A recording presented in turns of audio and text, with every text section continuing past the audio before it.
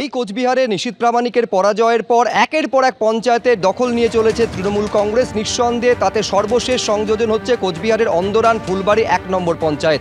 আরও বিস্তারিত আমরা জানবো, কথা বলবো আমাদের প্রতিনিধি শুভেন্দু ভট্টাচার্যের সঙ্গে। শুভেন্দু, একেবারে শেষ মুহূর্ত পর্যন্ত কার্যত পরিস্থিতিটা টাই হয়েছিল, শেষ পর্যন্ত সেটা দখল নিল তৃণমূল কংগ্রেস। একদমই তাই। দেখো, এই 12 আসন বিশিষ্ট গ্রাম পঞ্চায়েতের 2টি আসনে জয়লাভ করেছিল তৃণমূল। 4 তারিখের পরেই জয়লাভের পরেই কিন্তু বিজেপির এক পঞ্চায়েত সদস্য তৃণমূলে আসে। তারপর আরো 3 সদস্য গতকাল তারা তৃণমূলে যোগদান করে এবং দীপালি পাল বলে এক তৃণমূল সদস্য অভিযোগ করেন তাকে যোগদানের জন্য চাপ দেওয়া হচ্ছে, তার স্বামীকে অপহরণ করে তৃণমূল নিয়ে গেছে যোগদানের জন্য। এই বিতর্কের মধ্যেই আজকে সন্ধ্যায় তৃণমূল পার্টি অফিসে উত্তরবঙ্গ উন্নয়ন মন্ত্রী উদয়ন গুহর হাত ধরে অন্দরন ফুলবাড়ি গ্রাম পঞ্চায়েতের প্রধান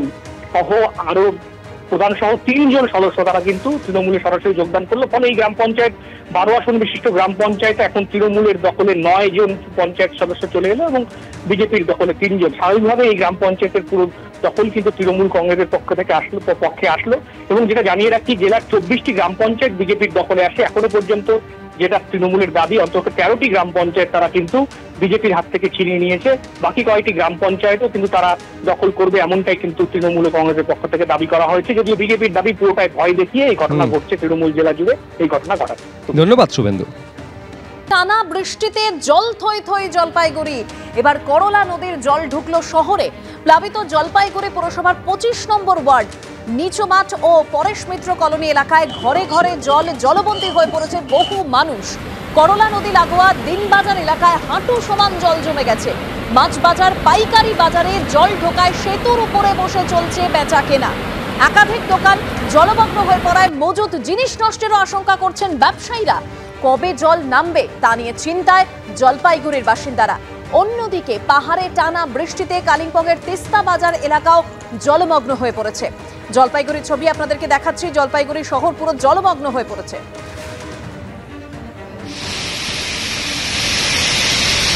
অন্যদিকে দার্জিলিং কালিম্পং রোডের উপর দিয়ে বইছে তিস্তার জল, সেই ছবি আপনারা দেখতে পাচ্ছেন।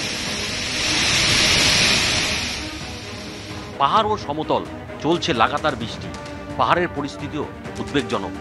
পাহাড়ের বিভিন্ন এলাকায় রাস্তা কিন্তু বন্ধ হয়ে গিয়েছে, রাস্তার উপর দিয়ে যাচ্ছে জল। সমতলেও কিন্তু একই পরিস্থিতি, জলপাইগুড়ি, আলিপুরদুয়ার, কোচবিহার। আমি এই মুহূর্তে জলপাইগুড়ির পুরসভার 25 নম্বর ওয়ার্ডের ছবিটা দেখাবো। এখানে গতকাল রাত থেকেই কিন্তু এই 25 নম্বর ওয়ার্ডের যে পরেশ মিত্র কলোনি রয়েছে সেই কলোনির অবস্থা কিন্তু উদ্বেগজনক। আমরা দেখাচ্ছি সেই ছবি।